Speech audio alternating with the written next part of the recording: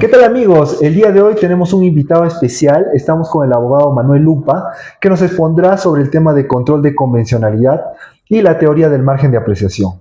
¿Cómo está, doctor? Un gusto tenerlo en este espacio. Gracias por la invitación. Bien, doctor, ¿qué le parece si comenzamos con comprender qué es lo que significa en sí el control de convencionalidad? ¿Qué es el control de convencionalidad? Bueno, podemos empezar diciendo que es una forma en la cual la Corte Interamericana de Derechos Humanos plantea un mecanismo de comunicación con los jueces que forman parte de la Organización de Estados Americanos. En otras palabras, hablamos de que lo que decide la Corte también tenga eficacia dentro de los Estados partes. Bueno, esa es la figura más, o el concepto más claro, más definido que puedo dar. Doctor, ¿cuáles son los parámetros de este control de convencionalidad?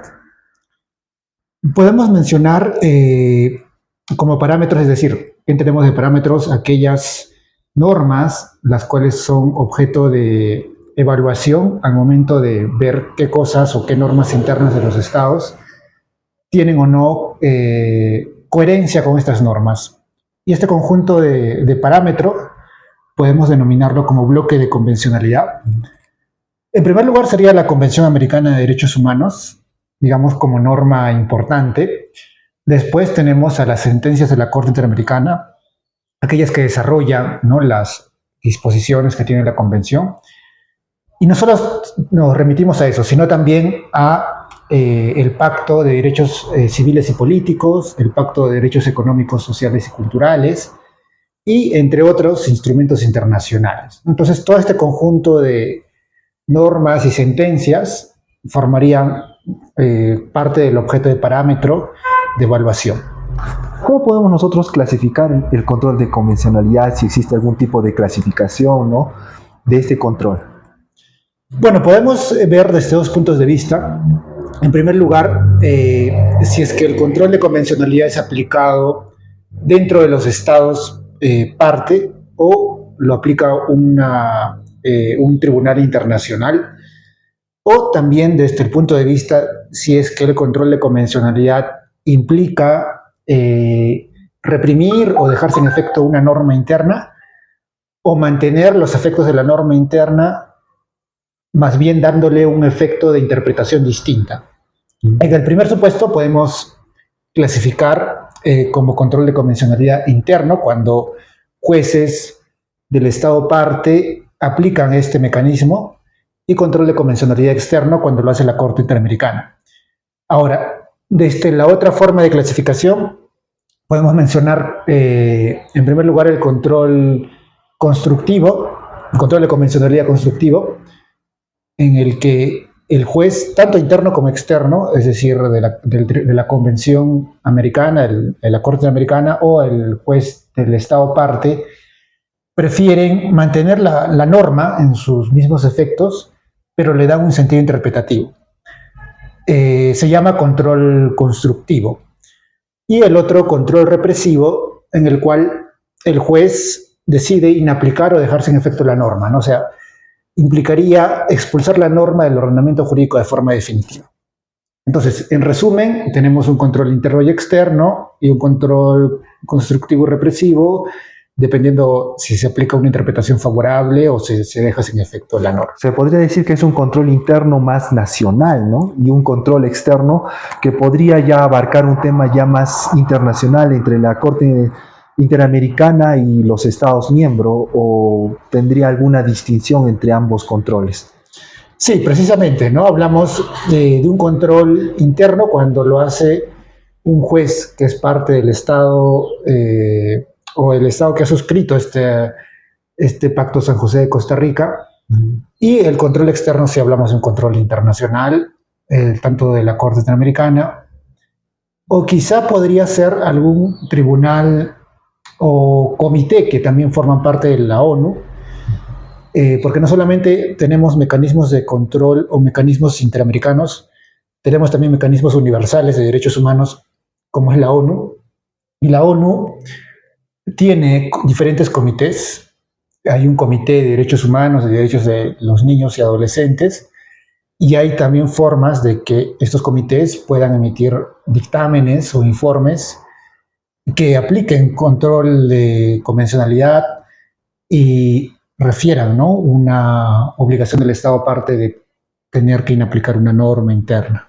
Claro, muy interesante lo que nos comenta, doctor. Y bueno, algo que se me viene a la cabeza, ¿desde cuándo se viene aplicando justamente este control de convencionalidad externo y el interno, como nos ha explicado?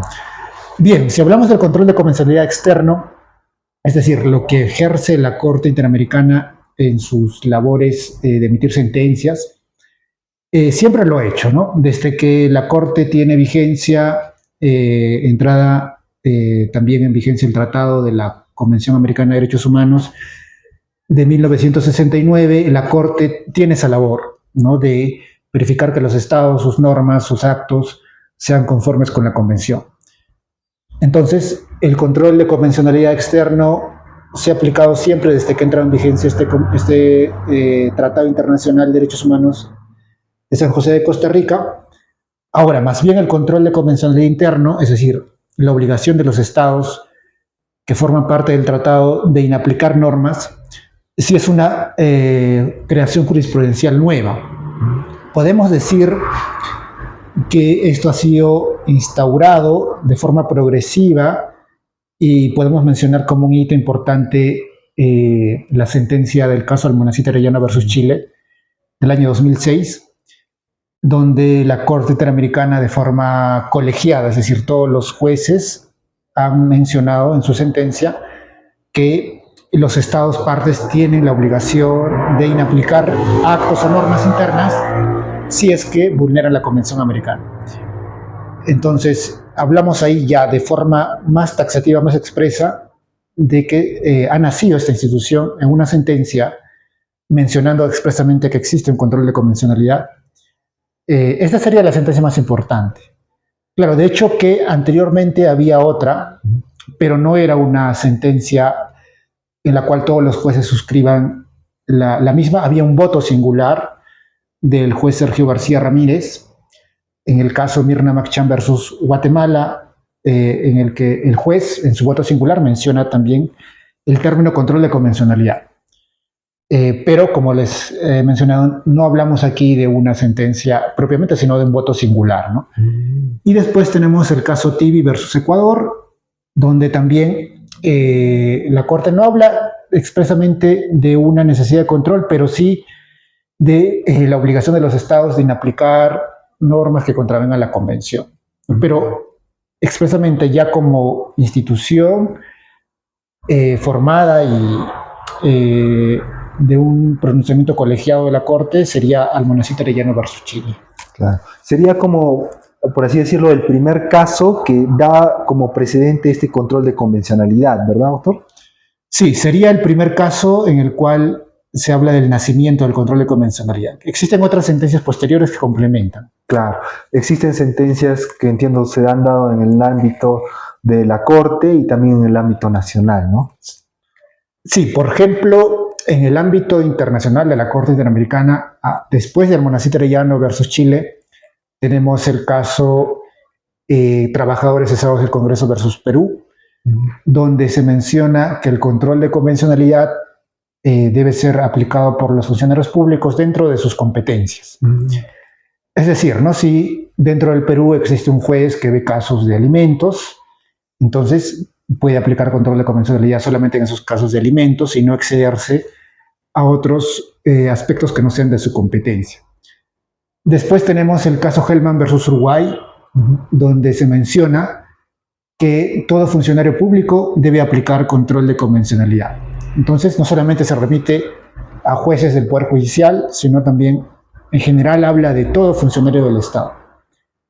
Tenemos esas dos sentencias importantes. Hay también opiniones consultivas del año 2017, donde se menciona que también las opiniones consultivas de la Corte Interamericana son objeto de parámetro de control, y no solo las sentencias, pues también estas opiniones. Entonces, todo este conjunto de pronunciamientos de la Corte podemos mencionarlos como aquellos que complementan al caso Almonacid Arellano. ¿Cuáles son las tres fases de control de convencionalidad en el caso interno, ¿no? Bueno, en el control de convencionalidad interno hablamos, en primer lugar, de una etapa de nacimiento, ya con un pronunciamiento colegiado de la Corte en el caso de Monacita Arellano versus Chile, y anteriormente a esta, una etapa embrionaria donde el juez Sergio García Ramírez había pronunciado un voto singular,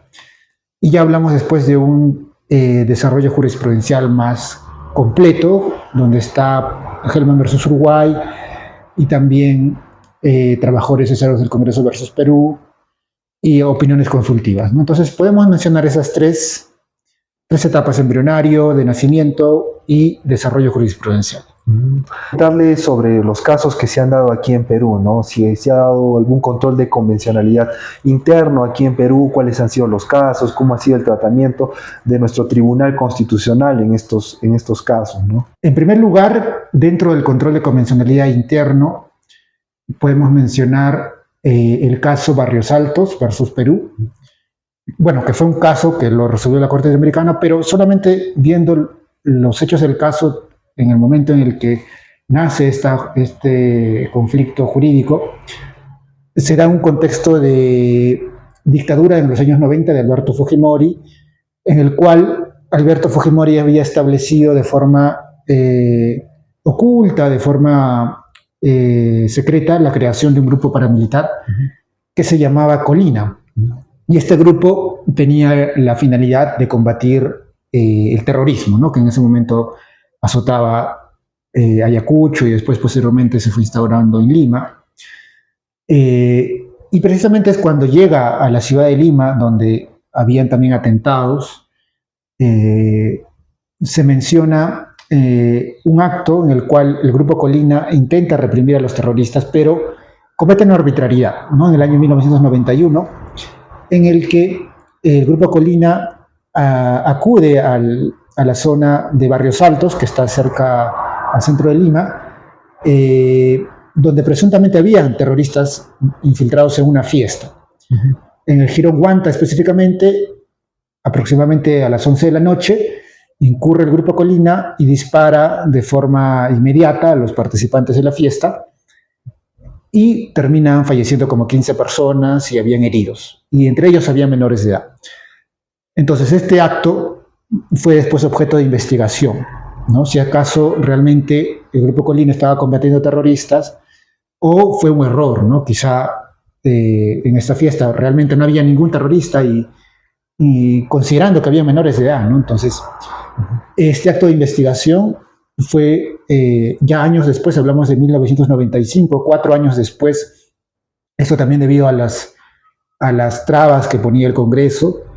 En el año 95 se dan los primeros resultados, donde una fiscal, Cecilia Magallanes, menciona, ¿no?, que hay determinadas personas involucradas y funcionarios públicos militares involucrados dentro de este acto, y los cita para que puedan también declarar. Y esto pasa a la etapa judicial, que lo conoce la jueza Antonia Saquicurray, quien también incide en llamar a estos funcionarios militares. Hablamos de un mayor, de un comandante de las Fuerzas Armadas involucrados, que se habían identificado que eran quienes dirigían al grupo Colina. Sin embargo, en ese momento lo que hace el Congreso es emitir una ley de amnistía, que en pocas palabras es exonerar de responsabilidad penal al grupo Colina desde el año 1980 al 95. Y esto implicaba precisamente que ya no se le podía procesar. En este momento lo que hace la jueza Antonia Saquicurray es aplicar control de convencionalidad. Si bien es cierto, la jueza no lo hace de forma taxativa, es decir, estoy aplicando control de convencionalidad en este caso, pero sí refiere tratados internacionales, la Convención Americana, mencionando que esta ley de amnistía del Congreso vulnera la Convención Americana. En tanto, existe el derecho a la tutela jurisdiccional efectiva, ¿no?, al debido proceso, a que toda víctima tenga justicia y un juez pueda resolver su caso y determinar responsables, ¿no? En ese contexto, la jueza Antonio Sequecuray inaplica la norma, la ley de amnistía, y prosigue con el juicio. No obstante, es importante mencionar, bueno, eso fue un acto importante de la jueza, pero también se apeló esta resolución y en segunda instancia se revocó, porque también el Congreso en ese momento dio otra ley mencionando que la ley de amnistía no podía ser revisada por jueces del Poder Judicial. Entonces hablamos de mecanismos o pronunciamientos del Congreso constantes que impedían ya de forma más taxativa, literal, que los jueces no pueden aplicar normas. Y bueno, en segunda instancia la resolución se revocó, pero rescatamos, ¿no?, lo que ha dicho la jueza Sequecuray en esa resolución, que implica un nacimiento del control de convencionalidad interno. Después tenemos el caso Portilla-Guarniz, que ya es un caso más reciente, del año 2015, donde sí se aplica el control de convencionalidad y el juez lo hace de forma taxativa, ¿no?, mencionando, estoy aquí aplicando este mecanismo en el cual se habla de un caso laboral donde el demandante había presentado precisamente una demanda de reposición laboral en base a una jurisprudencia del Tribunal Constitucional mencionando que se había desnaturalizado su contrato y pedía reposición, ¿no?, en este caso de Portilla-Guarniz. Y lo que sucede es que después se emite la sentencia del caso Rosalía Huatuco en el trámite del expediente, ¿no? Después de presentar la demanda se promulga o se publica esta sentencia y se menciona por parte del tribunal, como ya conocemos en este caso, se menciona que debe existir determinados presupuestos para la reposición laboral en el sector público. Entre ellos está que el demandante haya ingresado por concurso público y también que existe una plaza presupuestada vacante, etc. Y menciona también el tribunal que este parámetro, estos presupuestos deben de aplicarse a los procesos en trámite. Precisamente este pronunciamiento afecta a la demanda de Portilla-Guarniz porque su inicio del proceso se había dado anteriormente, estaba en trámite, se emite la sentencia y en el caso Portilla-Guarniz precisamente el demandante no había ingresado por concurso público. Lo que hace el juez laboral del caso de Portilla-Guarniz, que recién iba a emitir la sentencia de primera instancia, es aplicar control de convencionalidad sobre la sentencia Rosalía Huatuco porque mencionaba que no se había motivado el motivo, la razón, la justificación de la cual se pretendía aplicar todos estos parámetros a expedientes en trámite. Y esto vulneraba la seguridad jurídica, ¿no? El señor Portilla-Guarniz había presentado su demanda en un momento en el cual estaba vigente el caso Telefónica versus el sindicato de trabajadores de Telefónica versus Telefónica, donde se mencionaba que no era necesaria verificar que haya ingresado por concurso público. Y después se emite la sentencia de Huatuco, donde se precisa que sí debe ingresar por concurso público, y entonces hablamos de un cambio abrupto, ¿no? Entonces, lo que hace el juez es mencionar que en la sentencia de Huatuco no se motiva las razones por las que debe de aplicarse estos parámetros a expedientes en trámite, y esto vulnera la seguridad jurídica. El artículo 8 de la Convención, precisamente, y señala, en este caso vamos a aplicar control de convencionalidad, inaplica la sentencia Huatuco, prefiere la Convención y declara fundada la demanda para Portilla-Guarniz, ¿no? Entonces aquí sí estamos hablando de un supuesto, de un ejemplo de aplicación ya más concreta, más específica de control de convencionalidad. Después tenemos... en este caso, doctor, perdone que lo interrumpa, en este caso de laboral, ¿no?, se trataba de una relación de normas en el tiempo, ¿no?, o de alguna especie, un criterio jurídico en el tiempo, en el cual, digamos, el presidente Huatuco se dio posterior a este trámite en el cual el proceso de reposición, y por ese motivo es el que no se aplica, ¿no?, el presidente Huatuco en este caso, ¿no, doctor? Sí, claramente estamos viendo aquí que es un tema de verificación, de aplicación no de normas en concreto, sino de sentencias que tienen efectos normativos, ¿no? Porque si hablamos de la sentencia Huatuco, es un precedente vinculante y según lo que dice el Código Procesal Constitucional, tiene efectos de normativos de obligatorio cumplimiento.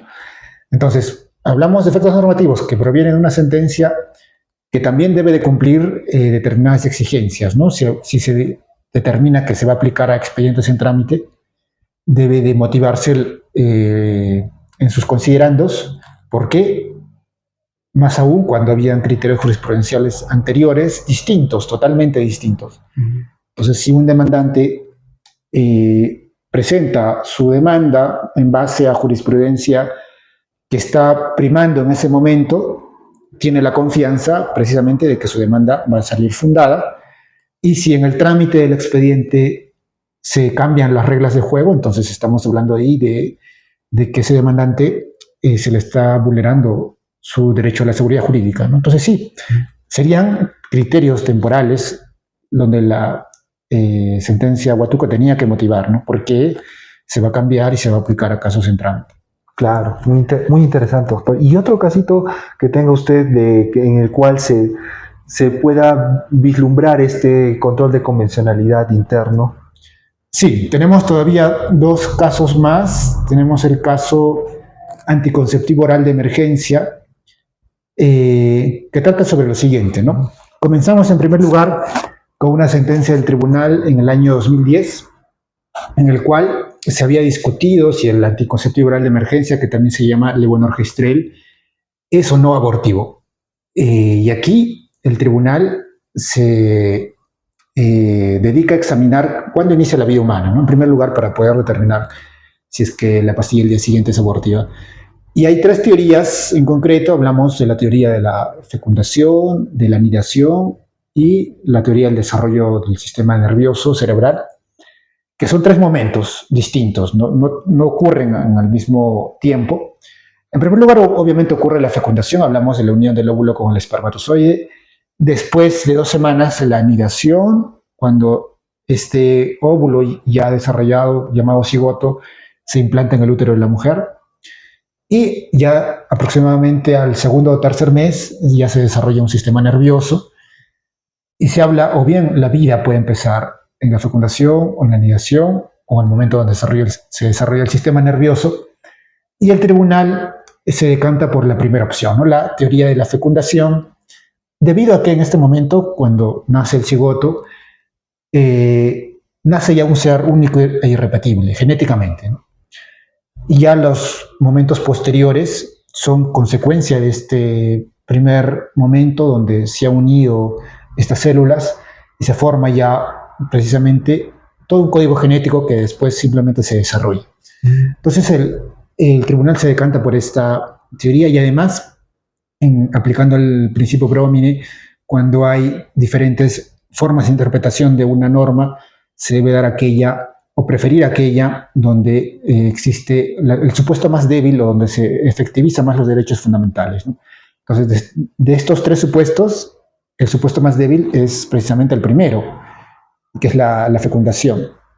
Y en el tiempo también, ¿no?, se daría prioridad a que los derechos fundamentales se puedan expandir después. El tribunal entonces se decanta por la teoría de la fecundación. Y después ve el tema de la pastilla del día siguiente.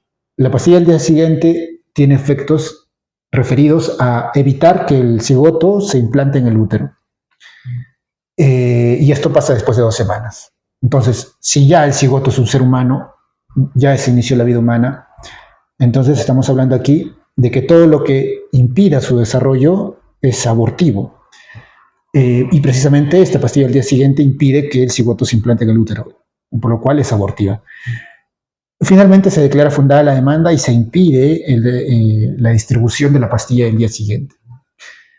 Este es el primer momento, año 2010. Después tenemos otro caso dentro de la Corte Interamericana, Artavia Murillo versus Costa Rica, año 2014, donde se analiza un supuesto de fecundación in vitro de Costa Rica. Internamente en el Estado se había prohibido la fecundación in vitro, y esto implica un mecanismo, ¿no?, donde se aplican técnicas de laboratorio para que una mujer pueda concebir de forma o coadyuvar a que conciba, ¿no? Y esto está también relacionado a que diferentes cigotos se puedan formar en laboratorio. No solamente uno, ¿no? Porque esto hablamos de células que son pequeñas, entonces en el laboratorio se forman diferentes cigotos y uno o dos quizá van a tener vigencia de poder sobrevivir en el útero cuando se le deposita en el vientre, en el útero de la mujer.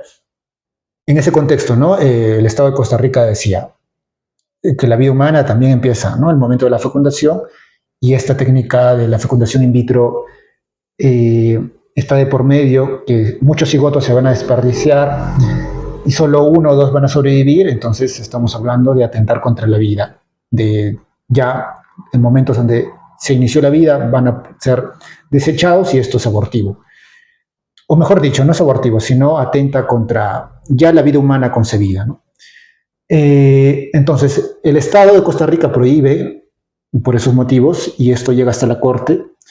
Y en la Corte se menciona también un análisis de cuándo empieza la vida humana y la Corte se decanta por la teoría de la implantación. Es decir, cuando el cigoto se une al útero. ¿Y cuáles son los argumentos? Se sostiene que se debe dar prioridad a la circunstancia o momento que tiene más posibilidades de resistir, de desarrollarse. Entonces, un cigoto no implantado, así considerándolo así simplemente como cigoto, no puede subsistir porque necesita, después de implantarse en el útero y recibir nutrientes que le permitan desarrollarse. Entonces, este segundo supuesto es el supuesto donde tiene más posibilidades de desarrollo posterior biológico, y además menciona la Corte que el tema del inicio de la vida, el tema de la fecundación debe considerarse siempre como un hecho que afecta también a la mujer y no como un hecho aparte, ¿no? Entonces el cigoto implantado ya es un tema más que está vinculado al organismo de la mujer. Entonces son estos argumentos por los cuales la Corte dice, me decanto por la implantación y es posible aplicar fecundación in vitro, y también habla, quizá de forma implícita, del derecho de la procreación, ¿no? El derecho a tener hijos también. Algunos mencionan que esta es una sentencia de la cual se deriva este derecho humano de las personas, entonces también se debe respetar y poner en coherencia mecanismos de reproducción asistida con el tema del inicio de la vida humana. Tenemos este segundo momento, entonces, Artavia Murillo, 2014, teoría de la implantación. Y ya en el 2015, ya otra vez volvemos al tema peruano, se presenta una demanda ante un juzgado constitucional de Lima, mencionando que la pastilla al día siguiente debe de permitirse su distribución gratuita, porque hay una sentencia de Artavia Murillo versus Costa Rica que menciona que la vida humana empieza con la implantación. Y es cierto, ¿no? Anteriormente, en el 2010, habíamos dicho que el TC había mencionado la vida humana empieza con la fecundación, no se distribuye la pastilla al día siguiente. En el 2014, la Corte había dicho otro aspecto, en un caso de fecundación in vitro, y la demandante o el demandante pretendía que se prefiera la sentencia Artavia Murillo y se permita la distribución de la pastilla al día siguiente. Esta sentencia esta demanda es declarada fundada y el juez aplica control de convencionalidad sobre el pronunciamiento también del tribunal y cualquier interpretación que pueda darse del Código Civil, mencionando que la vida humana empieza con la implantación porque la Corte Interamericana lo ha dicho así. Este es otro caso también. Y finalmente tenemos el caso Susel Paredes Piqué, donde se habla del tema del matrimonio homosexual, ¿no? Susel Paredes Piqué había contraído matrimonio con otra mujer, dos mujeres en Miami, y pretendía que su matrimonio se reconozca en el Perú. Y administrativamente dentro de la RENIEC se denegó porque el Código Civil habla de que el matrimonio es la unión de un hombre y una mujer, ¿no? Y ya pasamos a un proceso constitucional de amparo y el juez de amparo prefiere una opinión consultiva en este caso. No hay una sentencia propiamente de la Corte que hable de la necesidad de preferir o la necesidad de que sí se debe respetar el matrimonio homosexual, pero sí hay una opinión consultiva del año 2017 donde se menciona que sí, el tema del matrimonio de las personas del mismo sexo debe ser permitido. Entonces el juez aquí inaplica el Código Civil en concreto y prefiere la opinión consultiva y se debe inscribir, por tanto, el matrimonio dado entre dos mujeres en Miami dentro del Perú. Entonces tenemos estos 4 casos en general que determinan aplicación de control de convencionalidad y podemos agregar uno que se ha dado de forma reciente,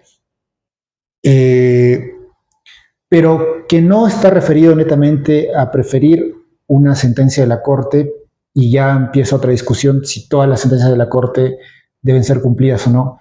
En el tema del caso Fujimori, en su habeas corpus, más bien el tribunal ahí había inacatado una disposición de la Corte, pero ya es un tema posterior. Pero bueno, en resumen son estos 4 casos. Muy interesante, doctor, los casos que nos tiene a colación, que nos comenta. Y yo quería preguntarle, doctor, ¿cuáles son los problemas en la aplicación del control de convencionalidad en el Perú, ¿no? Bien, la última parte que he dicho en el tema del caso Fujimori es un ejemplo de un problema. Por un lado, es cierto, el control de convencionalidad ha nacido como una institución que menciona que las sentencias, la Convención Americana de Derechos Humanos debe ser respetada, aplicada dentro de los Estados partes y no se da ningún tipo de excepción, ¿no?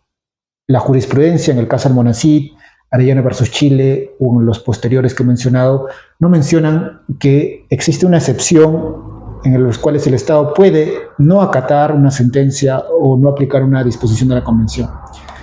Y se habla quizá de una posición totalizante, ¿no?, del control de convencionalidad. Todo lo que dice la Corte debe ser cumplido, respetado, sin ningún tipo de cuestionamiento. Ahí nace la discusión, ¿no? Ahora, viendo los casos que se han dado en el Perú, por ejemplo, si hablamos del caso anticonceptivo oral de emergencia y el caso Paredes-Piqué en concreto, podemos ver algunas objeciones o críticas a esta aplicación de control de convencionalidad, en tanto están desde nuestra posición vulnerando contextos valorativos, jurídicos, internos, que ya estaban desarrollados ampliamente dentro del Estado peruano. Por ejemplo, en lo que hemos mencionado del anticonceptivo oral de emergencia, ya había una sentencia del Tribunal Constitucional en el año 2010, y no solo esa sentencia, sino también el Código Civil, en la Constitución, se habla del tema de la protección del concebido, y entre proyectos también de Código Civil anteriores se habla de la protección del concebido, también resoluciones del Ministerio de Salud se pronuncian en ese sentido.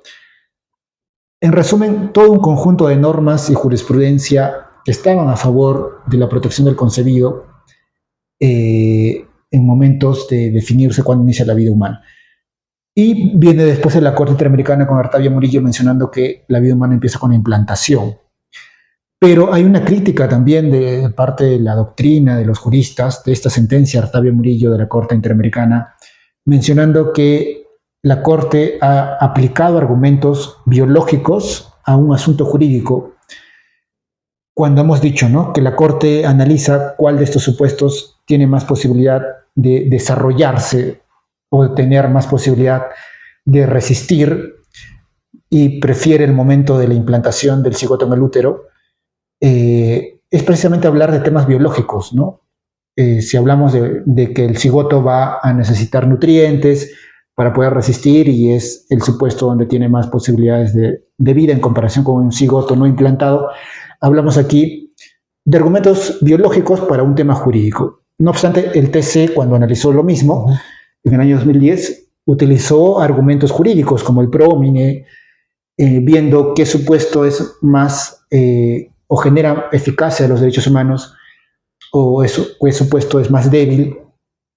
En este contexto vemos que el TC, desde nuestra posición, tenía una interpretación más favorable a los derechos humanos en base a argumentos jurídicos. Entonces, el caso que inaplicó la sentencia del TC y todo este pronunciamientos o códigos o normas del Código Civil y prefieren a Artavia Murillo versus Costa Rica, sostenemos que no ha habido una interpretación adecuada y debió preferirse los criterios del TC porque eran argumentos más adecuados al contexto jurídico.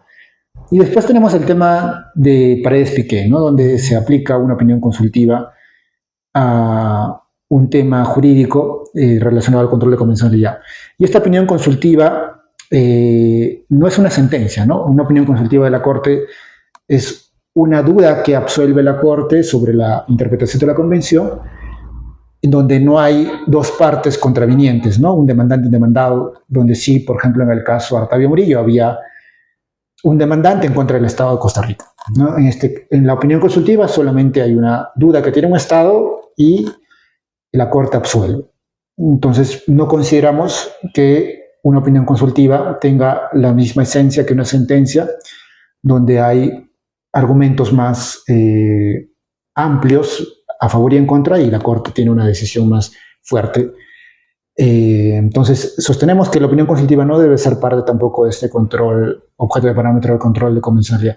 Estos serían los problemas internos en general que podemos ver. Bueno, aquí ya entra a tallar el tema de otra institución jurídica internacional, que es la teoría del margen de apreciación, que tiene un origen europeo, cierto. Dentro del sistema europeo de derechos humanos se habla de la posibilidad de que los estados tengan un margen de apreciación para poder resolver algunos conflictos.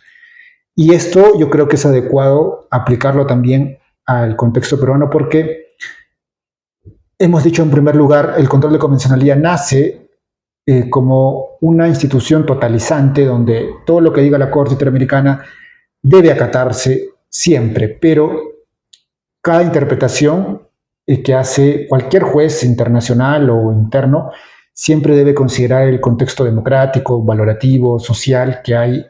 Bueno, si hablamos de un juez internacional de la Corte Interamericana, que hay dentro de cada estado, ¿no? Cada estado tiene un origen histórico distinto, un sistema democrático que pueda variar en algunos momentos en cuanto a su estructura. Entonces, bajo ese criterio se remite todo esto a lo que es la teoría del margen de apreciación nacional, mencionando que el Estado parte cuando no exista una grave vulneración a derechos humanos, es posible que pueda resolver sus conflictos con normas internas. Cuando hablo de grave vulneración a derechos humanos, hablamos de determinados principios o derechos donde cualquier Estado, de forma absoluta y en cualquier sociedad, al menos democrática, occidental, podemos mencionar que todos van a estar de acuerdo de que es una vulneración de derechos humanos y ahí, obviamente, se tiene que aplicar todos los tratados internacionales, control de convencionalidad. Por ejemplo, no temas de ejecuciones extrajudiciales, como hemos dicho en el caso Barrios Altos, donde se atenta contra la vida humana, ¿no? Atentados contra personas inocentes o la integridad de cualquier persona, es un ejemplo de una evidente vulneración a un derecho humano, ¿no? Toda sociedad democrática occidental estaría de acuerdo en que esto es sancionable y cualquier acto que pretenda obstaculizar la investigación debe de inaplicarse.